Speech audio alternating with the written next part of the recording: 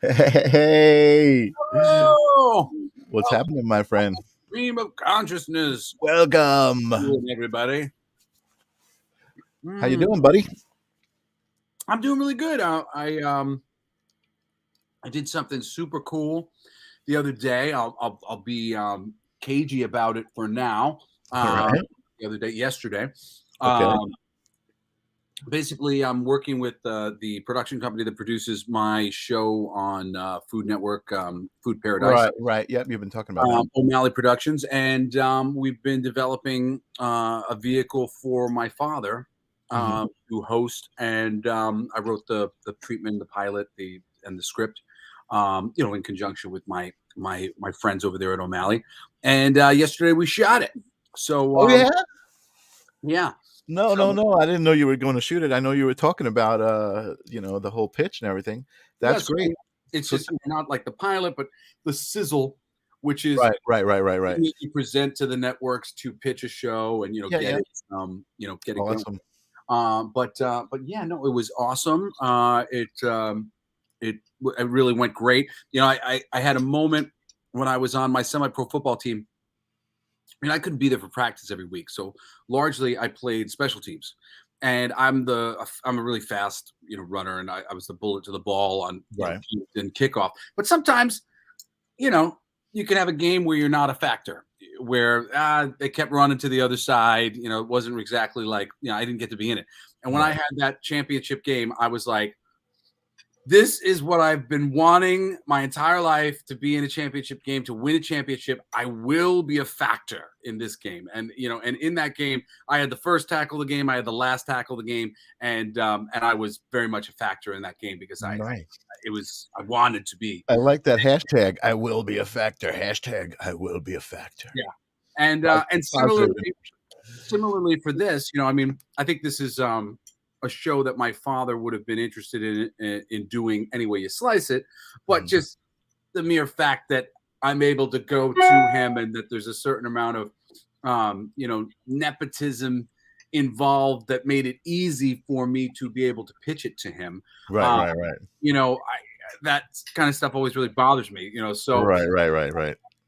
beyond writing it and developing it, I just really wanted to earn my keep as a producer on set, while at the Sure. same time not being overbearing and trying to monopolize the show or anything. Right, And right. I had a moment on set where I really felt like that all came together, and I did that, and it Oh, was good. very Awesome. interesting, very like destined, just sort of happened Right. without me doing anything.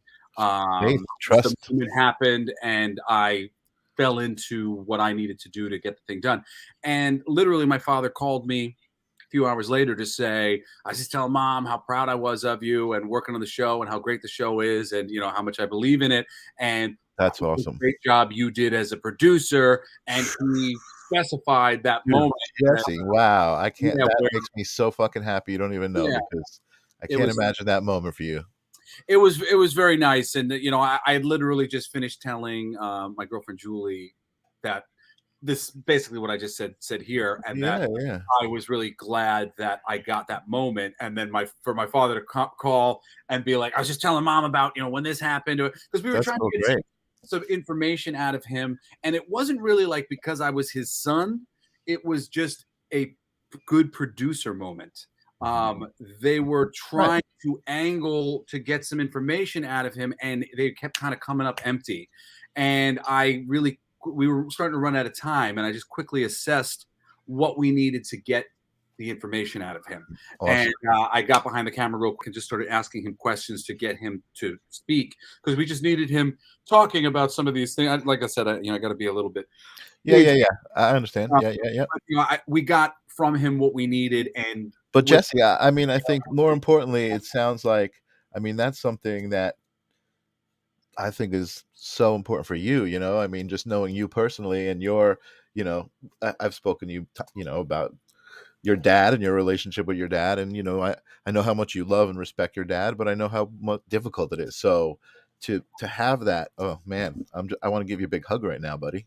Thank you. I That's appreciate it. awesome. Yeah, no, it was great. It really went awesome. I know that the sizzle reel is going to be great, and Can't wait to see it. I very much believe in the show. It's a very, my dad was very self deprecating. He was like, I think the only the only wibbly wobbly part of this show and this pitch is me. And I was like, no, like, it Ah, really is like these. D. Snyder with imposter syndrome.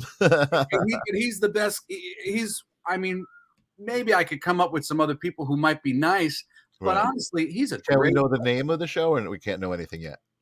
Well, it's a Uh, working title, but a working title okay. is number one with a bullet.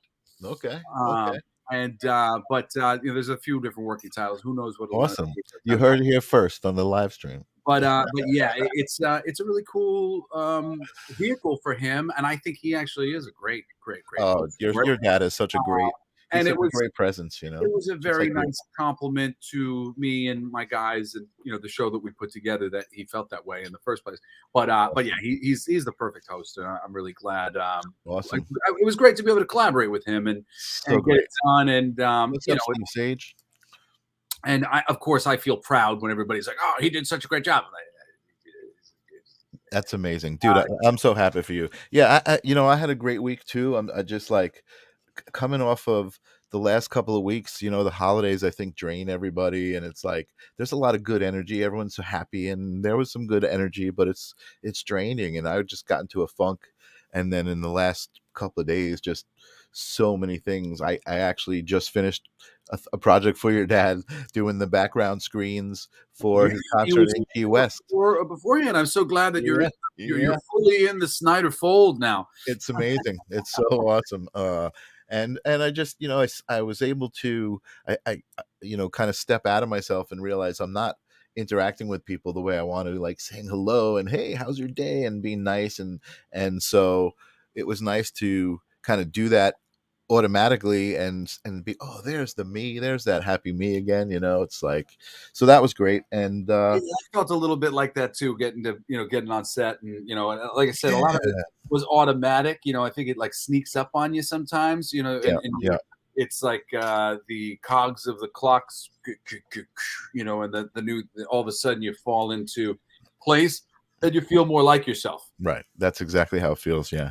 amazing, No, the amazing. other thing for me, which was just kind of hanging over my head, especially just when you're dealing with these flights, making flights for your kids, and Yeah, for those yeah, yeah, yeah. watch, my kids are in New York and I'm in Los Angeles, making money for them, and the flights, you'll have something on the calendar when you want to see them, and you go back a week later, and the flights look awful. And I was planning a trip for my son Grayson to come and hang out with me for like a week and a half, just him by himself, just me and him. And you got to pay all these what is it, the minors fee, Underage. the unaccompanied minors I fees. got you. There you go. And it was, kind of going up, and my options for flights were limited, especially for, I got to have my ex-wife Patty, be able to go down to the airport to make sure Right. everything's Like on. the And COVID restrictions and yeah, stuff. well, and I can't disrupt her work, and Yeah. and there was like a lot more options out of Newark, but it's too far away. So there was so many little bits of restrictions, and then different airlines have different policies with the unaccompanied minors thing. So it was a whole debacle, and I finally got that booked. So my son is coming end of February, and I'm Oh, so nice. excited. I got my Awesome. annual pass for Knott's Berry Farm, and I'm getting one for him. Ah, sweet. I'm gonna ride roller coasters all week long. Nice. And yeah, That sounds and then great. next week I start that comic book project that I was pitching just a month Awesome. or two ago. The Yeah, others start working on scripts for that, so things are feeling more and more like life is back on. And I know. I'm loving that. I'm loving that. Angela says, "Congrats on the Viewbug thing." This is funny because Julie, right? Mhm. Um, a photo I did of Julie, who Oh, your actually, friend Julie. I thought you were talking about my girlfriend Julie. Yes, no, I no, know. no, Yes, yes. Julie, my friend Julie. Huh? A photo that I did of Julie on this website called Viewbug. It's a photography website. Won this Jewel Award, Jewel, Oh, nice. the You Jewel Award. won an award. Yeah, and she calls herself. That's one of the ways she spells her nickname, Julie. Uh-huh. Jewel. So yeah, it was great. It was perfect. She loved it. I loved it. So thank you, Angela, for Oh, that's great, man. Congratulations. See, I congratulations. Yeah, oh, yeah, it's cool. Michael, congrats. Oh, yes. Good, nice. That's Awesome. Well, listen, I don't wanna spend too much time chatting because we have a ridiculously amazing guest tonight who has so much information that I know a lot of viewers wanna see. I know a lot of my friends who are into it. I know you're into it. Uh, and, I wanna just get to him. So, you wanna introduce him? You want me to introduce him? Yes, we've had our fabulous friend on the show before, and I've told him time and time again how much I loved his work that he has been doing on his tarot deck first, and then an oracle deck that he just did, and that when I had the opportunity, I was going to buy some. And Christmas came, and I went, "What can I get for all of the lovely witches in my family?" And I thought, Brian Lars Tarot and Oracle decks. And I reached out and I got myself some decks. And so far, I've only actually been able to give one of them out to my lovely girlfriend, Julie. But I got a tarot deck over here in hand, and Cool. Brian has a bunch of them in his hand so he can show you what they look like. They are gorgeous. And I'll let him show you. But I got one of the first packages sent out to my loved ones, and it's been a little bit of a delay over here for Christmas for my side of the family, so I haven't been able to give out the rest of my decks to the other side of my family. But without further ado, can we please have the spectacular artist and oracle Brian Lar? Hey, what's up, Brian? Hey, happy New Year, you guys. Happy So New Year to you. Jesse, you got the very first decks that went out from the new printing. Yeah, my babies, right? Started doing readings and pulling cards, and it was fabulous. And my family, my father and my mother, I was just showing them off to them of like what I got for everybody in the family, and they were like, "Wow, this is very cool." My father was appreciating the H.R. Geigerness Awesome, man. of your your light drawings.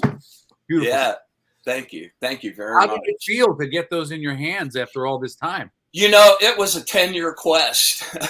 I had a bunch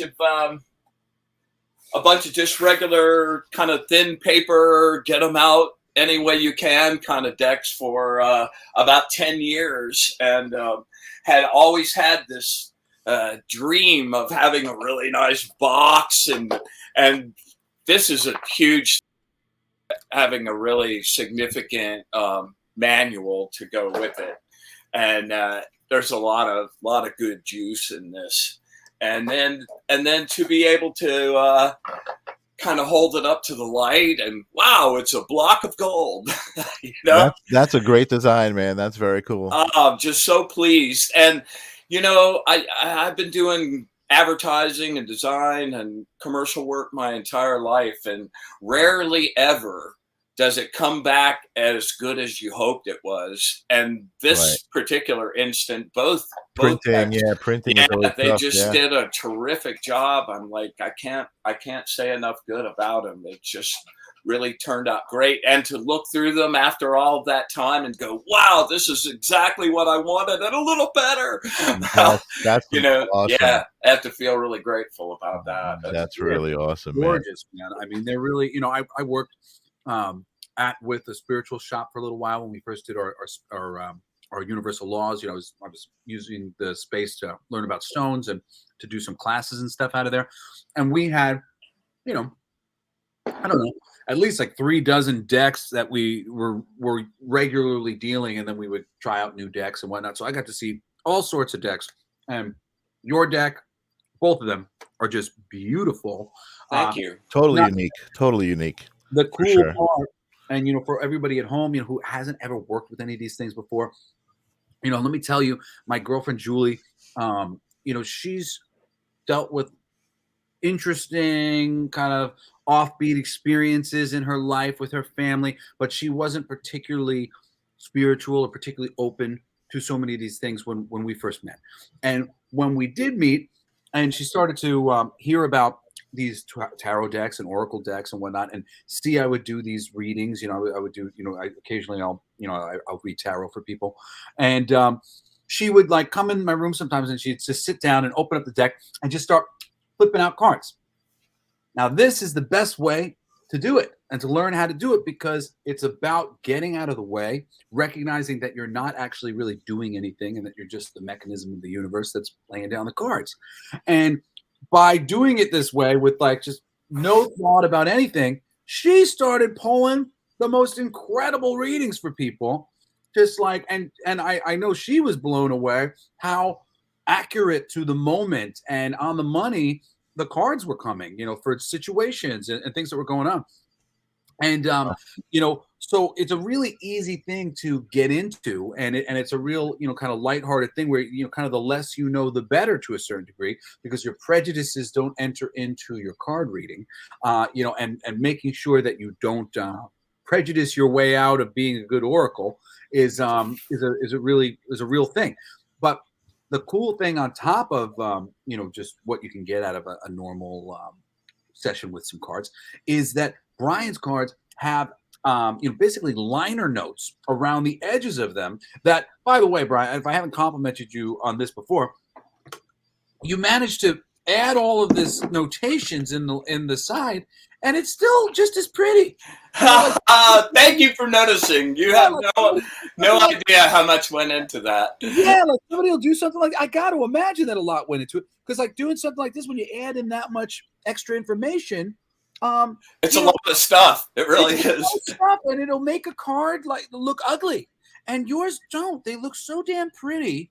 And there's just so much to learn from these cards, and so much to, when you're sitting there, like I want to ask you in a little bit, if for the year, for each deck, if you could maybe pull one card for the year for everybody to check out, what's the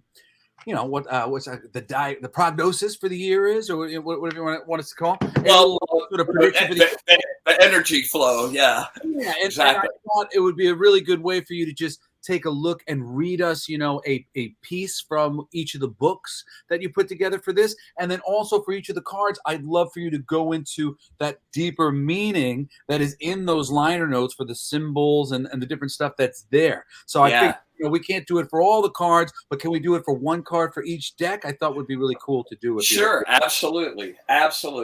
Yeah. Michael, what do you have Very to say cool. about all this? I'm so happy for him. I know what it's like. Oh, me too. Oh, me too. I was a huge fan of Brian, and that's how we actually got to talking. I was just like, I was in this place of the live stream of consciousness, how it's like, intention, living with intention, and I was like, oh, why not reach out? What's the worst that could happen, right?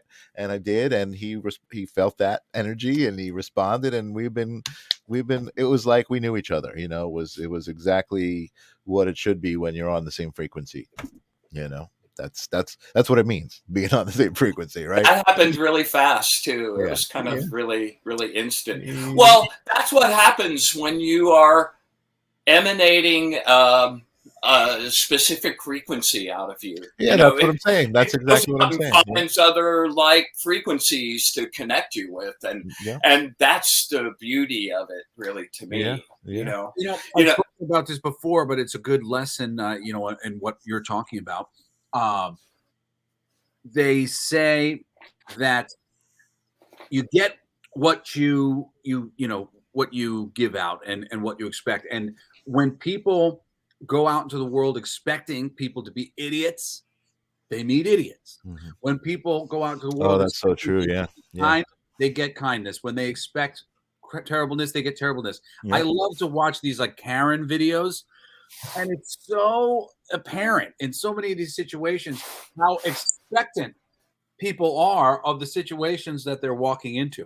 Mm-hmm. And when I see the people in the scenarios, I just kind of always going, well, this is why this never happens to me, because I don't expect this. I don't expect any of this. Well, as complicated as universe is energy. Yeah. And as complicated as it is, the universal law is very simple: cause, effect. Mm-hmm. And what you're projecting out of your own energy field is exactly what you bring to you. Yeah. Yeah, amazing. exactly what you bring to you. And if you're And looking at on like a, if we go outside this 3D reality and you're looking at these cards, they're in a flat stack here, so it's easy as a 3D person to go, okay, they're all equal. But in reality, they're not all equal. Each one of these cards has a symbol on it, has words on it, has a drawing in it. And that drawing, certain energy was put into that drawing. Certain energy was put into the meaning of these words. Over time, those words have been reinforced daily by various cultures. So, every time you're flipping the card, here's this first card, it has a certain amount of mathematical weight to it. And as I put it down on a quiet level on my subconscious, it takes a certain amount of strength to lift this card. And as you get to card number 5, you stop because, oh man, you don't know how much weight all of these, but it was the perfect weight so that the tipping point for where you needed to be, where you needed to land, is on card number 5. Or if it's not your cycle, That's an interesting way. Yeah, that's an interesting way to look it'll at be differently, but there is a lot, you can kind of spin perspective on the way the world and the universe is working in so many different ways. And one of them is to look at these decks and to realize there's a lot more going on with every single card. It has a lot more weight or lightness or balance or shape to it than we realize. well, the meanings, to the tarot go way, way back, but the basic premise and the way divination works is you're not really looking for something outside yourself. You're actually teaching your higher self a system of symbols to have a language with. And that would work with cards. It's easier to do with the tarot because there are,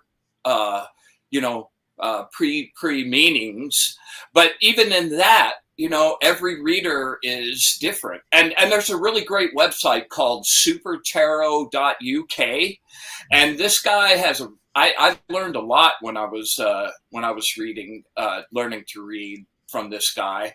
And one of my main favorite things about that site is that he has, for each of the cards, there's like 6 different interpretations, like the Mathers, the Rider Waite, the top deck, his own version, at the end's version. So, and they're drastically different.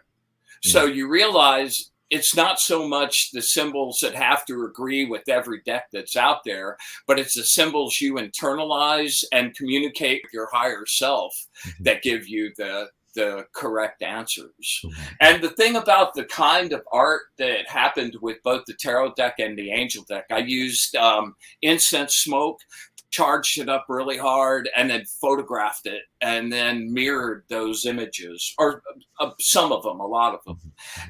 And in those images, they're specific beings and specific things that are going on with them, but at the same time they have an abstract feel enough to them to kind of invite the person into seeing them, and they become like doorways. Jesse, you mentioned the words on the side of the deck. What's kind of cool about this, and I didn't really expect this to be the case when I first started working on it, but as it's gone on through the years, this is a really gratifying part, in that if you've never read the deck, any decks before, you could pull this out of the box, and by using the keywords on the right side of the card, yet you could do a reading the very first time out of the deck without understanding what that card meant at all yet. Yeah, I mean, that's one of the things that I love about the decks. I mean, especially, like, my family's pretty well versed, but if I was getting these for somebody who was new to it, what a great way to start, because there is so much information, on every one of these cards. And well, and the flip side to that is that if you've been reading for a long time, I don't think you could ever exhaust how far you could go with this, because there's not just the tarot information on there. There's Ifa Odus, which is an African divination system. There's geomancy symbols, which is an Arabic system. Yeah, so they're and the Germanic runes. The thing too that I wanted to show, again, and I've seen this working with psychedelic plants. When you look at a image, or say you look at a wall with a lot of, I've learned this from looking at ceilings. Sometimes you look at like a stucco ceiling, and there's a lot of points. There's just point, point, point, point, point, point. But every one of those points ends up being sort of a cross section. Creates a shadow. Yeah, well, and each one of those becomes a point, and your brain and your subconscious can connect the dots, and you end up playing this sort of connect the dots game in really interesting ways. It evokes the inner ability of your mind to connect certain dots depending on where your energy is.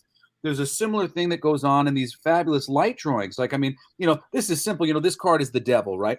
But look at how many different devils we can make. Exactly. Looking at this image, whether we want to go with his face and he's screaming, or there's a version where his mouth is closed and his head's down. There's a version where he's got a really wide nose. There's a version where he's standing up and he's got a big helmet on. There's a version where he looks like a goblin. There's so many ways to look at this one image and to look at it like this, and it goes once again. Exactly. Right down. Because of the nature of your light art and the wonderful kind of symmetrical ness of it all, and how it ties into reading a card one way versus the other. Yeah. And it really both plays that game of creating many, many points where the mind can fill in the blanks and connect these dots. That's exactly right. That's exactly right. And I saw when Julie, when she reads, she tends to just kind of look at the cards and get what her impression is from the cards, because she's very naturally psychic. So once she gets past she pulled some cards for you, Michael.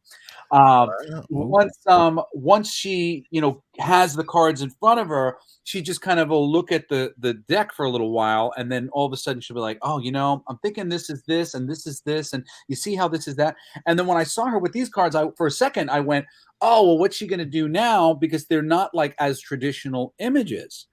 And then I saw her starting to look at the images and what she was pulling forward. And immediately I went, oh, no, this is even better, because it's even looser with a lot of interpretations available to the subconscious. And she started pulling immediately, just like she did, looking at. Can I get her reading if she pulled the cards? Can we get Julie reading from Brian's deck?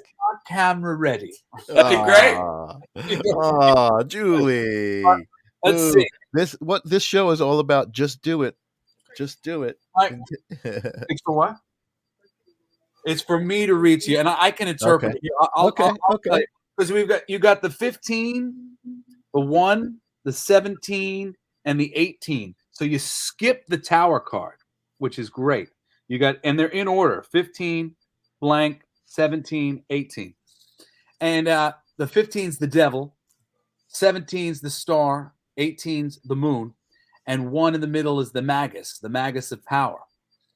I feel like this is basically telling you that you're coming into your own, and from great difficulty and challenge and points of fear, you are you're collecting your power and yourself, and you're going to really be kind of coming into your fullness in the new year. I mean, looking at this, especially, look at that. See this is like the division of a cell right here. Mitosis, my friend. The moon. Nice. Boom. Yeah. Nice. I like that interpretation. The Can I add mine? Yes, please. Yeah, please. Well, the devil starts off, that is kind of like self-imposed slavery. That sounds like Michael's in. Self-imposed slavery, and it's like in the original Rider-Waite deck, there were 2 people standing down with chains, with collars around their neck, with chains that the devil was holding. But when you look closer, you saw that the collars were big enough that if they wanted to take them off, they could. Wow. So it really stands for subjecting yourself to things that keep you prisoner, to things that aren't, to sensory things, to sensual things, to things that you get hooked in that you can't really get by, even though if you decide to, you're free to go, which is what the next card says, which is the star, and that's Aquarius, by the way. What the devil's Capricorn, and the star is about bringing the water of life to a thirsty world. I like that. And it's about making wishes fulfilled. That card does not indicate that happens tomorrow, though. But like, there's like really good stuff coming to fruition. I feel it. Seeing it as the 15 with the little space, which I think the 1 represents you, the 17, 18. It sounds like it seems like cycling forward. You're in cycle, but it all sounds really good to me. I was going to say, I've often gotten that message in meditation, that sort of, and I've written like some songs about it. It's time to leave this Gardan cage behind. The guards don't mind. And I've seen all these visions of like, there's no, it's on the gate's unlocked, and there's no. That's right. They don't care. Nobody's paying attention. You could just walk out of this cell whenever you choose to.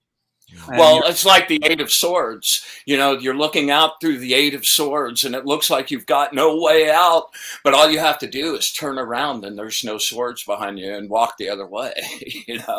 So a lot of our imprisonment is self-inflicted, just because of the perspective we're looking at everything with at the moment.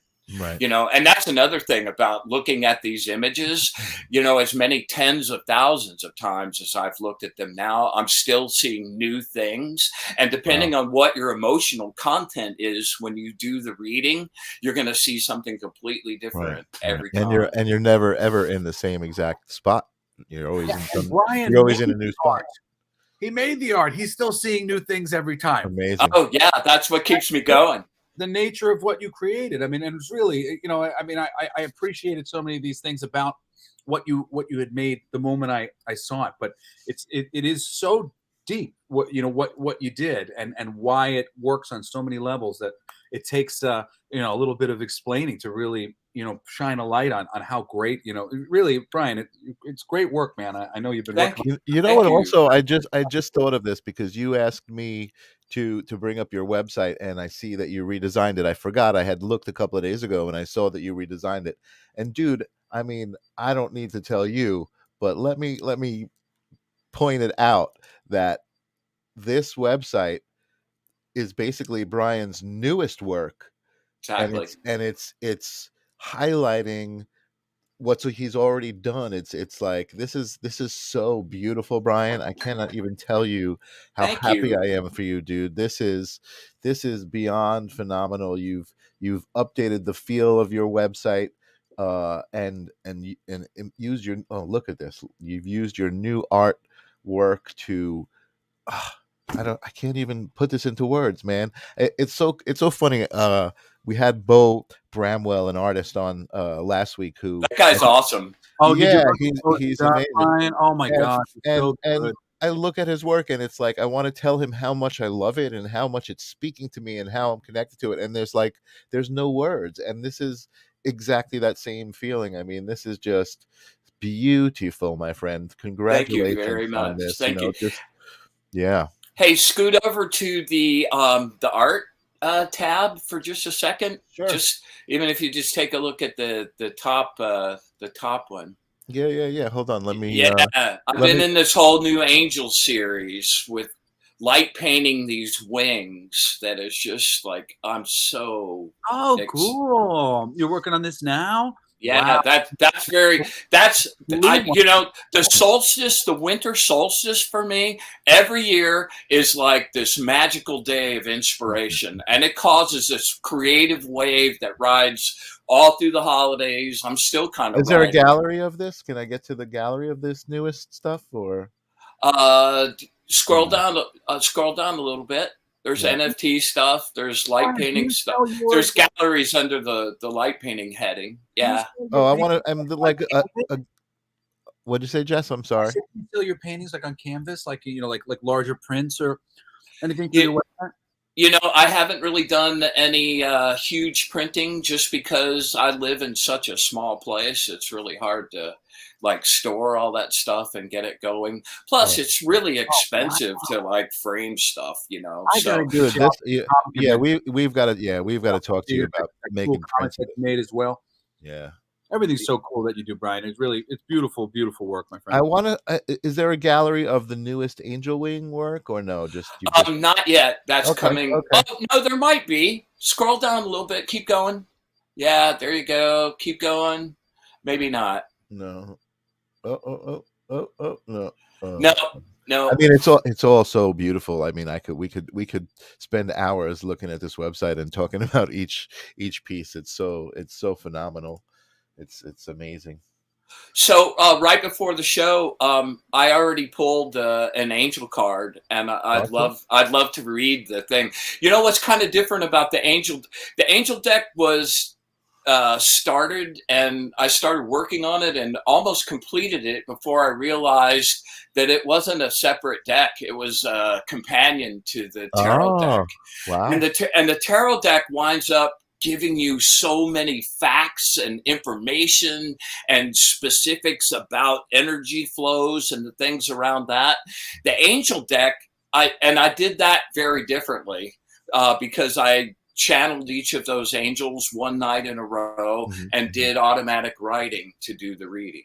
mhm, mhm. So they wound up coming from a really deep place that was kind of really intense. And Right. it turns out that like the first paragraph of the readings will define where you're at emotionally and your kind of where your being is. And Okay. then the second paragraph winds up like giving you some really specific things that you can do to, if it's good, to keep it moving forward. If Right, it's right, right, not so good, how to attenuate that and fix that. right. And that wound up being pretty cool. Here, so let me bring this up. You know, I normally don't read, but with the angel deck, I like to read the readings like word for word because Yeah, Cool. it's kind of please do. I crazy. was hoping. I figured give a good bird's eye view into what the deck. You know, if people Yes. So kind of this is number 11, the angel of victory. Yeah. You are experiencing a cycle of change that will affect your income for the better. Break through the blocks that prevent you from achieving your highest potential. Free your talents by shedding the weight of any psychological or emotional resistance. Move through your old fears of failure. Evaluate the results of your effort and assess your mistakes so that you can learn from them. Be patient. This cycle is changing and rearranging your life. You will know growth through good, honest effort and hard work. Plan your next move during this pause in activity. You are in the process of making a major decision. There will be a welcome change in your financial situation, so stop worrying. Oh my God. Meaningful work gives more than material benefits. You grow as you experience a moment of looking back with satisfaction on something that you have accomplished, knowing that what you have built has reached a point where it can grow by itself and you can step back from it without collapsing into it. Use the energy of your fears to propel you forward. Concentrate your strength. Act with will and determination. Boom. so Crazy. can we, amazing. Can we see this? Oh my god, that Jesse, I mean, how precise is that for both you and I? And me, dude. That was like, oh my Oh, word. Crazy, that's crazy. amazing. Sunshine, what's And up, you know, Sunshine? angels, hey sunshine, what's up? You know, a lot of angel decks out there are really kind of warm and fuzzy and are kind of just positive affirmation kind of Mhm. scenarios. Yeah, I mean, you know, even though I could easily just write that off and say, "Oh, that's just general advice and knowledge," but I felt every word you said, Brian. I felt it. I felt it 100%, just like Angela says. I felt this 100%. You know, my teacher is such a hard ass. It's so hard to impress him. And every time I do a reading for him, as a matter of fact, he'll ask me for an angel card these days. I'm like, woo! That's awesome. And every time it'll just start, especially when it's something you're kind of intense about. wow, like the first sentence will be, you could have stopped because there was the answer right there, you know. And the cool thing about these guys is that they give you the truth. They tell you what you need to hear, even if it's not necessarily what you want to hear at the moment, you know. Right, right, right, But right. but pretty much the advice that I have followed, you know, every time I've kind of like followed with it, and it's really proven to be Amazing. You know, 100%. I was taught. Angela says I'm starting my miniatures business, and you know what? I got to say that reading definitely pushed her over the edge because I know she's been struggling with trying to make that decision, and she just needed to hear what she heard what she needed to hear, just like Janet. I needed to hear that. Awesome. Isn't that great when you do a reading and it's like That is fantastic, as it's a what you matter of want to fact. hear. It's not Yeah, what you want to hear. You know what I mean? yeah. Yeah, Can we see that card? that's Say again. Can you hold up see the it? card. Yeah, can you hold up the card? Oh, I just stuffed it. Hang Oh, on. you stuffed it.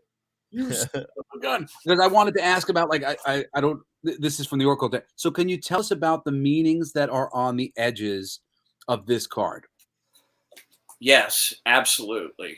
So like additional, like so to understand sort of the depth, you know, because that's a page from the book that, you know, comes along with his decks that, you know, defines, you know, each of these cards into a little, you know, sort of paragraph of information. But each card itself has information in the liner notes, like I was showing you on the tarot deck that we have over here. And I would love to, just as an example, what does that card say? What's the additional meaning that's given to that card in those liner notes? Okay, like on the left hand side of it are the god names that go with that, the Latin name and the meaning of that name. So what's the god? And the Latin name is the Deus. Well, this system of angels aren't just random angels. They're part of a system from the Old Testament called the Shem HaMephorash, and it's the 72 names of God.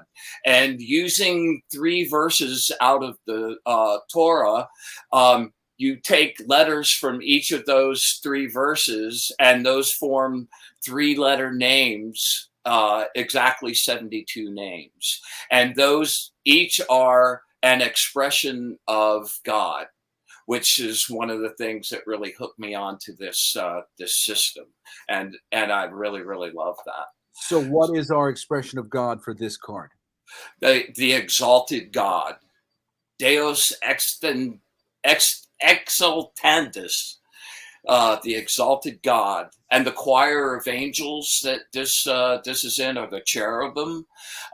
It's associated with the archangel Jophiel. The astrological sign that it's connected with is Taurus. And on the card itself, there is the specific 5-degree part of the astrological wheel where that exists. The planet that is associated with this, of course, Saturn. It's an earth element. A crystal or stone to use with this would be yellow kunzite.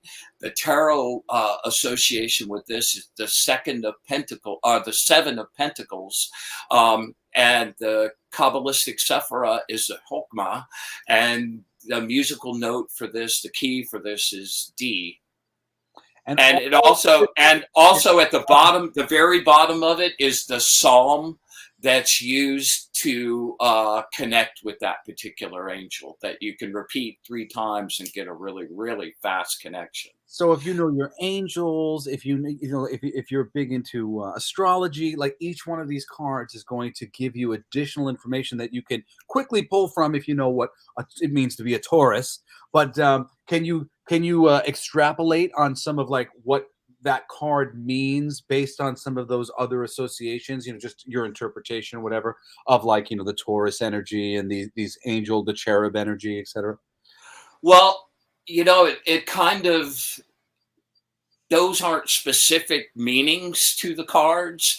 They're just kind of the energy, like the choir of angels being the cherubim.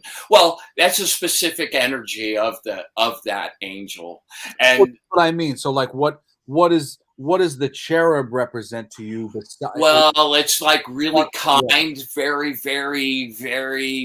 modest in their words, but at the same time, they're really they bring a lot of cheerful, happy energy, and they're kind of just like you see them as babies a lot in illustrations, but there's an innocence to them and a joy in just existing. And like with the Taurus energy, that's an earth element, and a lot about that is being grounded and about materializing things. Like in the reading, it talked about like finances improving. That would relate to Taurus very much, especially in combination with Saturn, which is very much about karma and bringing things around. It goes rather slowly, and Saturn is a tough taskmaster, but he brings a lot of, like, after you've completed the test, the rewards are usually really I was going to say, in this case, commensurate. Yeah, karma can be considered the reward for previous action, as exactly. opposed to how we sometimes think of it as like the punishment for previous action. Well, when I say karma, I mean, people have an idea that it's exactly that, it's some kind of punishment. But I go back to my energy view of the world, and karma is just a wave reflection coming back to you that you already sent out in some way, shape, or Yeah, it form. makes a lot of sense. Angela, Angela's got a question. Do you ever use specific deities? I used to. I was an African witch doctor's apprentice and initiated into an African religion called Ifa, which comes from the Congo in West Africa, and is kind of the birthplace of Santeria and Candomblé and a bunch of other things that have evolved into voodoo and hoodoo, and a lot of the stuff that's considered Afro-Caribbean now and South American kind of originated from there. And it's a really, really beautiful system. And in that system, there are over 400 deities. And I worked with them for a very, very long time. But right now, I don't really ask for help from any of those. I sort of, that was kind of the part of the projective energy work that really kind of got me, is that I'm using the peace of God that's inside of me to manifest those, rather than asking for someone outside to do that work for me. And I have no, Right. I love that you just said that. I love that you just said that. And also just the fact that I know when I met you, and I bragged about it a bit when I was promoting the show, that you're a shaman and you're a mystic, and you just kind of validated some of the things I was thinking about your story. You know what I mean? Where you come from, and the things that you've been through that qualify you to have created this deck on this level that Jesse is talking about. I mean, again, I was scrolling through before, but like the manual goes through all different types of reading configurations and why you would approach a reading a certain way. You know what I mean? What your emotions are. It says, okay, this is the kind of reading that you should do. I mean, Brian, the wisdom that comes through when you're even, I mean, I haven't even, I'm afraid to even hold these in my hand. It's going to be like an electrical bolt. It's going to be amazing. But to a certain degree, Brian, you're really ahead of your time. I mean, it's like, yeah, it's overwhelming how much there is to get out of these cards for somebody who's willing to really dive deep into trying to understand what they are. I want you to tell us, I want you to pull a card from the tarot deck for us for this year. And in so doing, I would also love for you to tell us how these two decks are complementary to each other, and how we might interpret, if we say we got both decks and we're doing a reading, like we're doing a very simple reading right now, how this one card affects the reading of the tarot deck card that we'll pull for ourselves, or how, how they. Well, let me stay with the angel deck for just a second, because the tarot card for the card that we pulled is the Seven of Pentacles, and that's a card I know very well, because that's the card that's associated with my destiny number in numerology. And it's kind of a brutal card, because it is a card that implies success at what you're doing, but it's not immediate success. It's success after many failures and attempts to do it. And it kind of calls on you not to give up and to stay strong. And most of all, to learn from what you just fucked up or why that didn't work, and figure out how to make another run at it and just keep going until you succeed, and that winds up, that's what winds up, demanding success. It's like, I won't take anything less. I'm going to keep going, giving it the best shot I have until the moment I either succeed or close my eyes for good. And either way, that's great. May I interject something? I feel like I'm supposed to share this. Last year, I put out an album called Jesse Blaze, Come With Me If You Want to Live. And I did it with one of my best friends who I've never actually met in person. We made the whole thing through the internet. Michael Naranjo, who is in South Africa. At a certain point, I started, and this was in conjunction with a lot of different things, but I started to really have a lot of feelings about it. Like, we weren't necessarily making the money or getting the sales or whatever. Like, even though I still haven't actually seen what the sales are. The company, they've been going through my friend Michael's been going through a lot of things, on his own. But at a certain point, I kind of started to feel like it was a failure, and I had kind of gotten forgiveness instead of permission to release a couple different things. So I released a bunch of albums at once, including this album at the top of it. And I didn't have like numbers or anything to tell some of the people that I had released these songs to. And, and I knew my friend was going through a lot of things. He wasn't doing this on purpose to screw with me, but I was kind of trying to like peer pressure him to, get me the information that I needed, so I wasn't in this weird spot. And at the same time, I was feeling very much like, all right, we gave it a shot. Like, I got to try something else.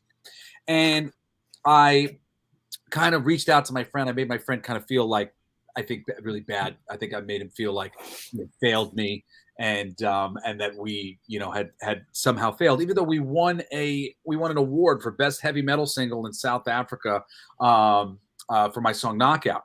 But I just wasn't seeing all of the crazy star-reaching things that I always wish to see from anything that I make. It didn't feel like you expected it.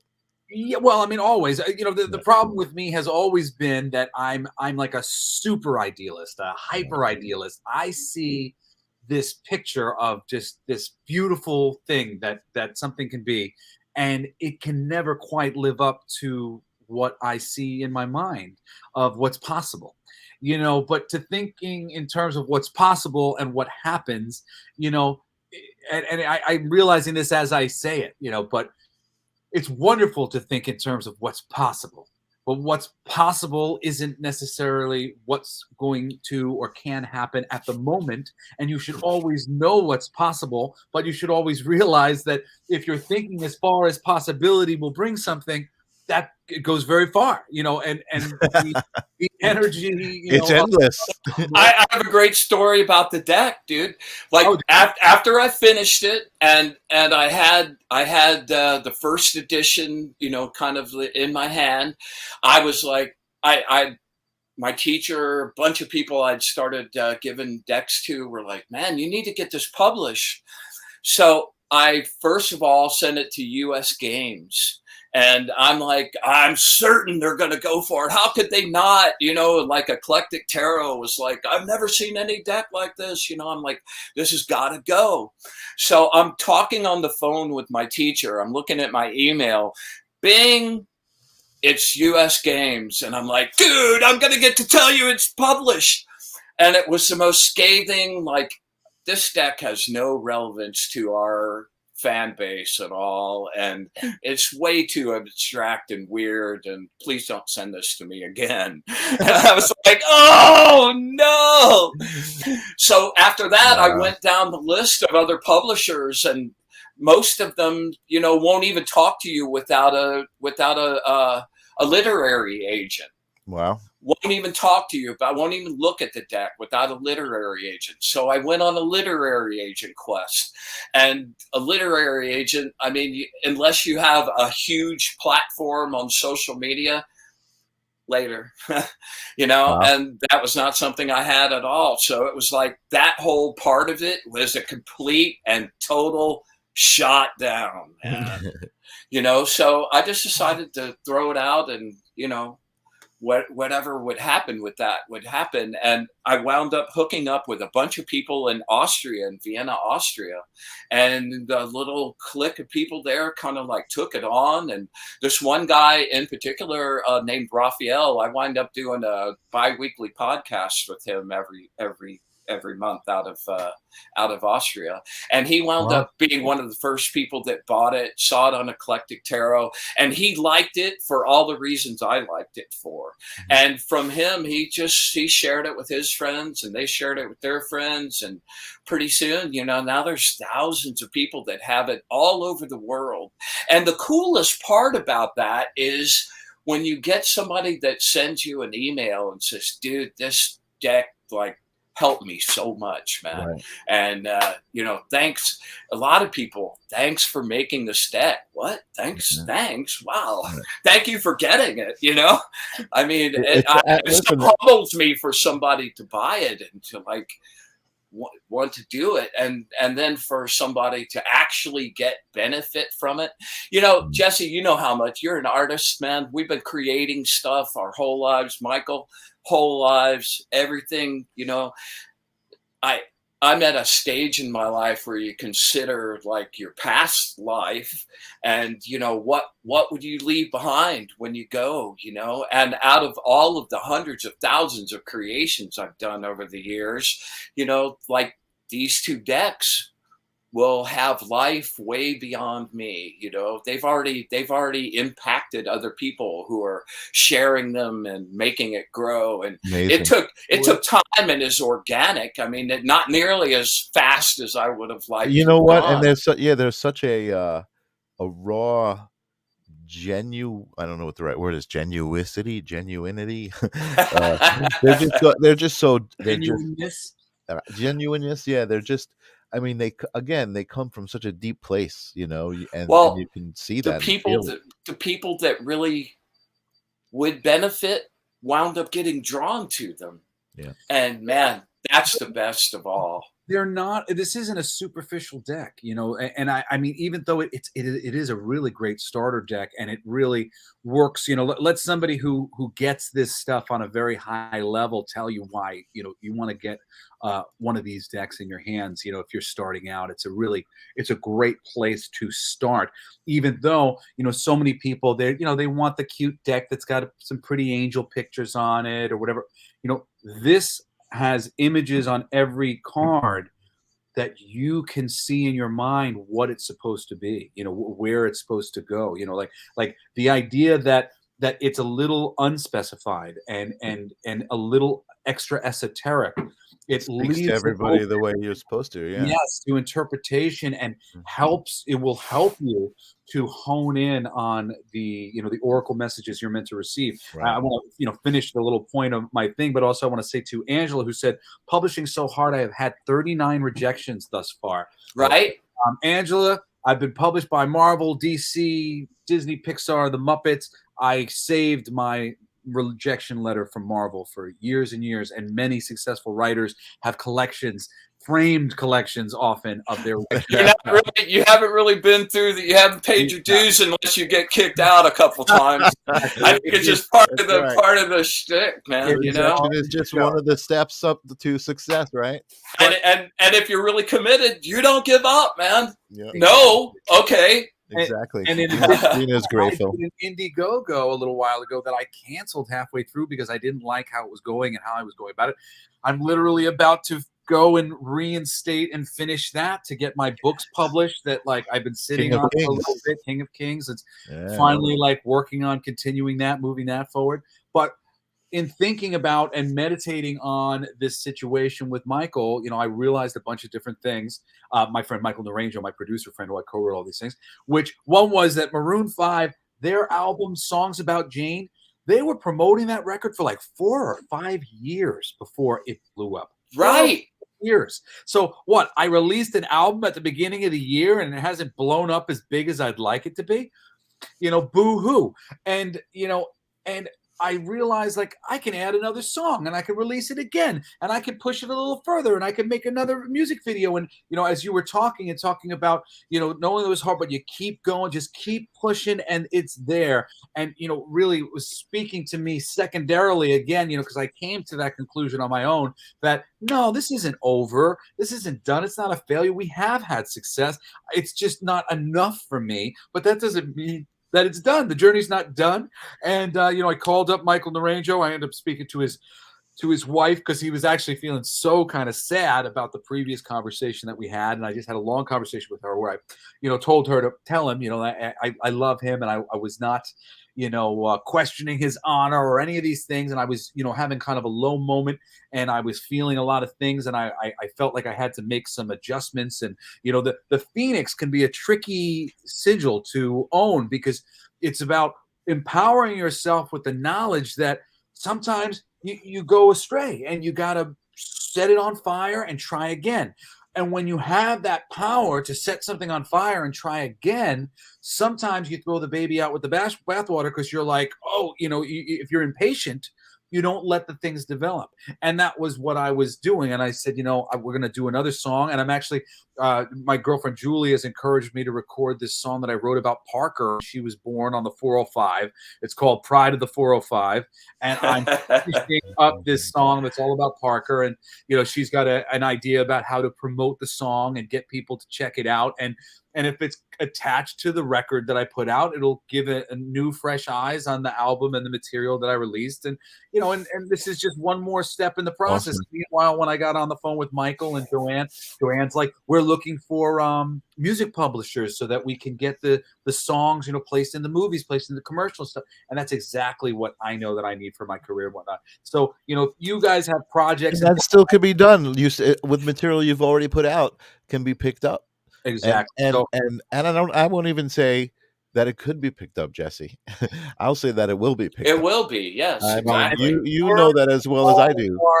Hardship and seeming, don't give up. Not only what it's not always what it seems to be. Wait. To that note, you asked me to pull a card. I pulled the universe. Which is it's the last card in the major arcana. And the glorious thing about the tarot deck to me is that they're not just random cards. Like the major arcana is what's called the Fool's Journey. The Fool starts off, that's the first card in that section. The Fool starts off all wanderlust and hearing a calling from a distant place, and he takes off on a quest, although he had no idea where it's going to end up. He has absolute faith it's all going to be good, and he just sets out. Then he meets the Magus, and the Magus gives him his projective and occult abilities. Then he meets the Priestess, and the Priestess teaches him about the secrets of the veils and what's behind all of those veils, and the tarot deck. And then he meets the Empress and he learns about earthly pleasures and love and giving everything that's good. And then he meets the Emperor, and on and on and on and on and on, all the way to the universe, which is after you've gone through that whole journey of initiation and learned all of that stuff. Now you're ready to go jump out into the world fully equipped to go kick some butt. And it's like all the marbles now. Now you have all the marbles and you're ready to go again, which usually means you're just a new version of the Fool back at the journey again, but in a whole different place. There you go. Exactly. The Rider-Waite. I bought that for my brother for his Wow, birthday. that's mini, man. I bought this for my brother. I saw it. I felt like so inspired. I'm at the Psychic Eye bookshop out here, and I'm like, I don't know if this is for me or if this is for my brother. And I finally go, I think this is for my brother Cody. And as I'm leaving, I see this, a miniature version. I'm like, that one's for me. And I got Cody. Well, see, he's running along and he's all like carefree with this little thing on his satchel, but there's a dog barking at him at the bottom of his feet and rocks to trip over, but he doesn't care, because he's just like, oh man, I'm on it. So that card is like really super good if you're beginning a new learning process, you're starting a new job, anything you want to go explore and start. It's not necessarily that good of a money card because he's really not solidified yet. He's just at the beginning, but they're really beautiful. And then that. One of the cool things about this also is that I wrote the manual to continue that theme through the minor arcana cards as well. Like all of those cards are connected with a flow as well. Like the cups.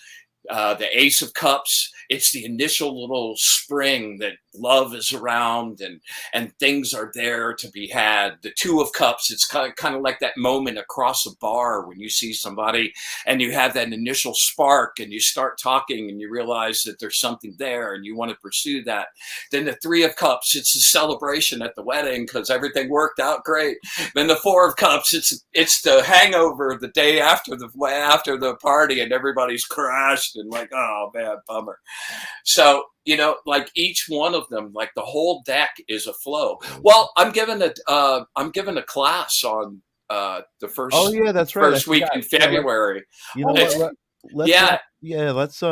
Let's wrap up with that. Let's promote that. Give me the what is can we go back to that in 2 seconds? I just want to know what are the connective tissues between the decks before we because we will end on that because I want to know about that. I might come and do that with you myself. What is the connective tissue between the two decks? You said that you kind of designed. Oh, right. You did ask that, yeah. One another. So what exactly? As you were making them, what did you do differently with the Oracle deck in order to get more? Like I said, I didn't really realize that they were connected until I'd pretty much already finished the Angel deck. Oh, okay. I didn't start off to do that as a companion deck. I just realized afterwards, I'm like going, wow. And I started doing the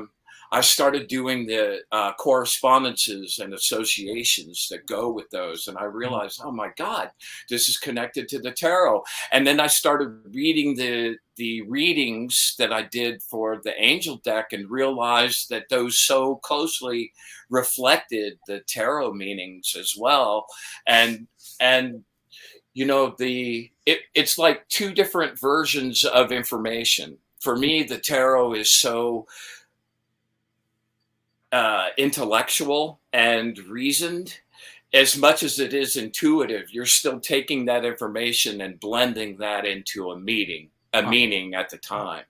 Whereas, after channeling the readings for the Angel deck, they were kind of like specific things that don't really change, but somehow, and I really thought that they would wear out after a while, but the longer I use them, like the card that you pull, the first two sentences will be this like exact definition of where you're at, what you're thinking about, so they wound up not being, they don't really duplicate their energy, but they kind of complement those things. Like I do all my readings now, both. I do tarot information up front, and then I always pull an angel card or two to end the reading up.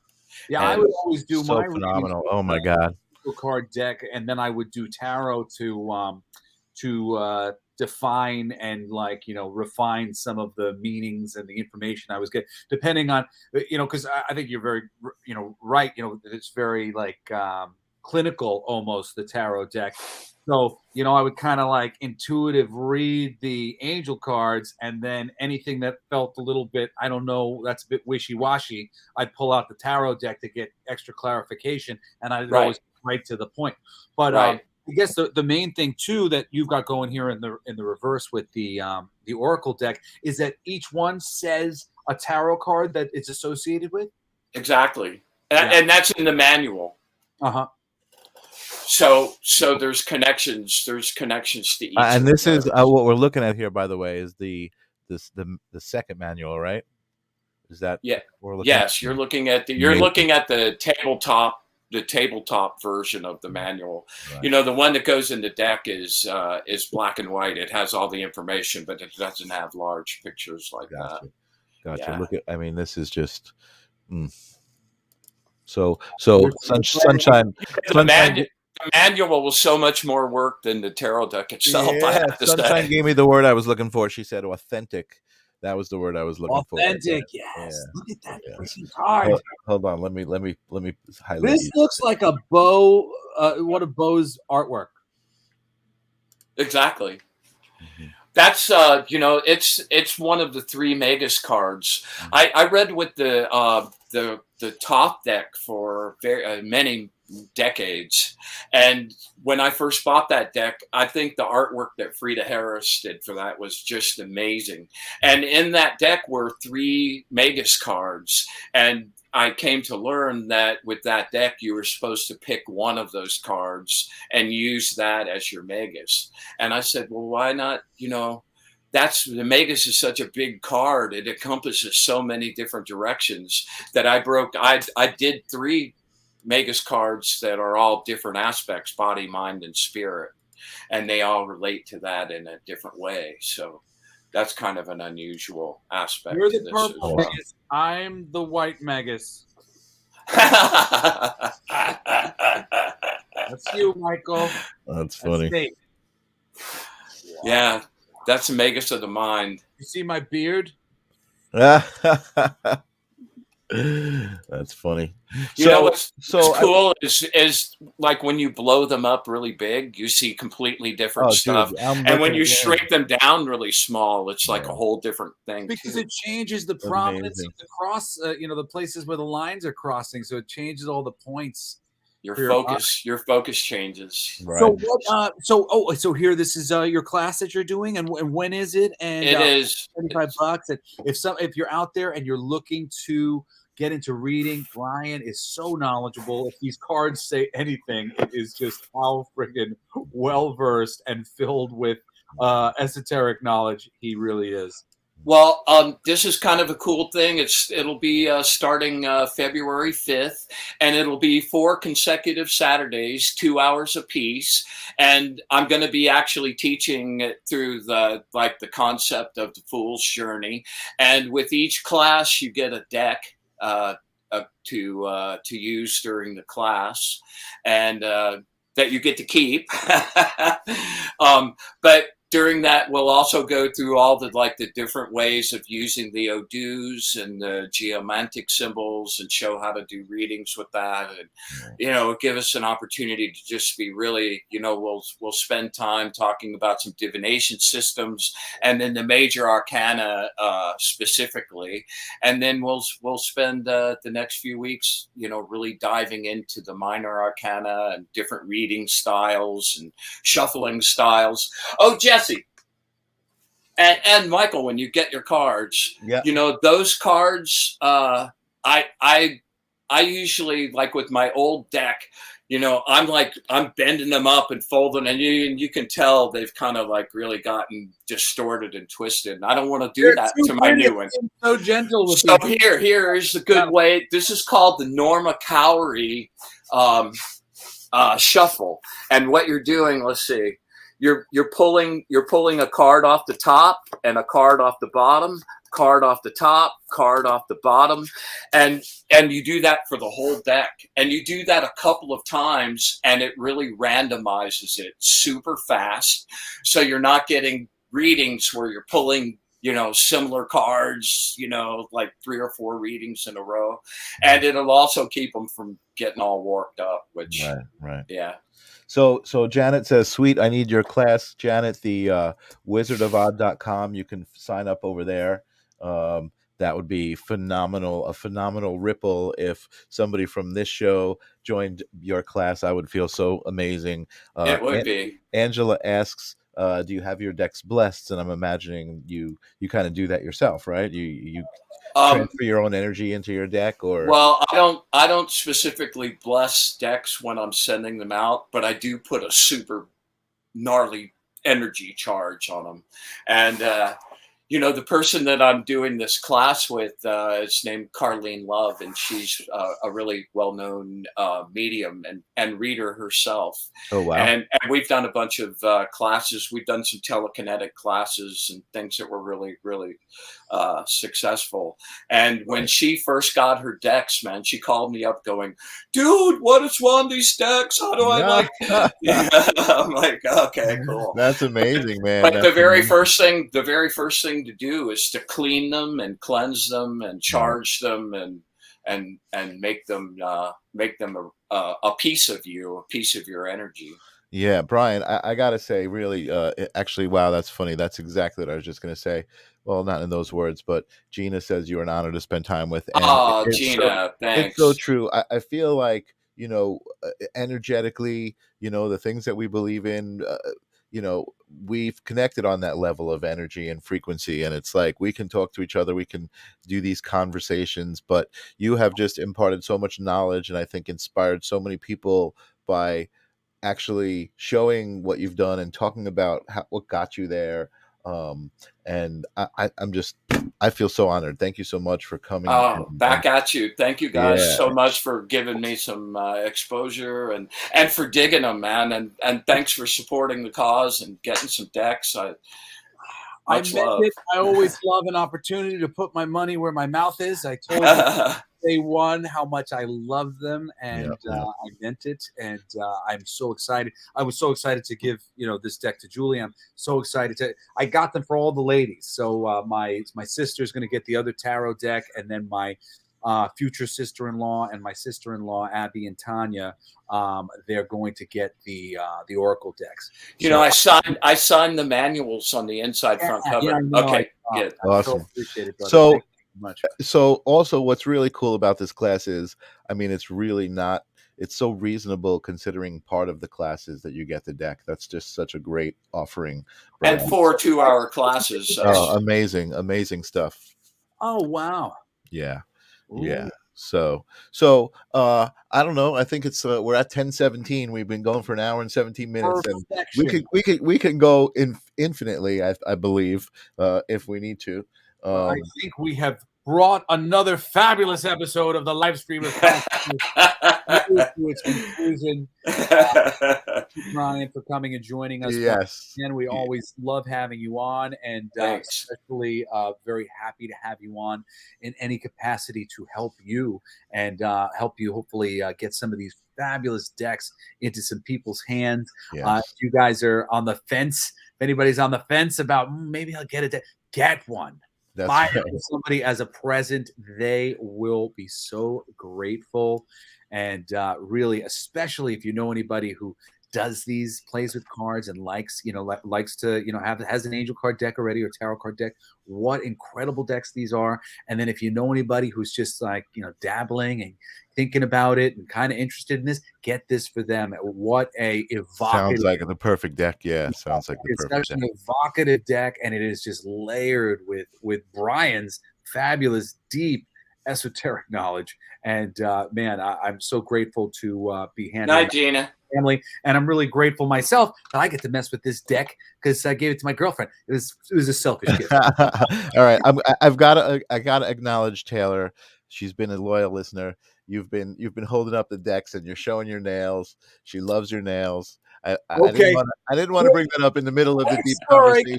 story. I got invited by Julie and her mother to go get my nails done to get a pedicure. I was like, I'm not gonna give it. They were like, come hang out with us. I'm like, all right. I call my daughters while I'm there, and I'm showing them what I'm doing, and they're like, "You got to paint your nails," and I'm like, "I'm not gonna paint my nails." I'm like, "Okay, I'll paint my nails." So I paint my toenails all glittery blue, and I don't really like the paint application of it. And then I'm like, well, in for a penny, in for a pound. I'm like, you know what? I'm just going to do my nails black. And Julie says to me when I finish exactly what I'm thinking, which is, wow, that looks way better on you than I imagined it would. And I said, I was thinking the same thing. I love it. And, well, there you go. Thing for me. I'm keeping mine too. Literally, I like chipped my nail at some point, and I went, "Oh, do you have any black nail polish? But I really loved it. I loved the black, and I'm quite enjoying my black nail polish. So that's a great way to end the show. This is a regular thing for me. I like it a lot. I love that. All right, guys. Thank you, guys. Thanks, Brian. We'll talk to you next week. Hang around, and we'll talk to you. All right. Don't. See you next time on the live stream of consciousness. Yes.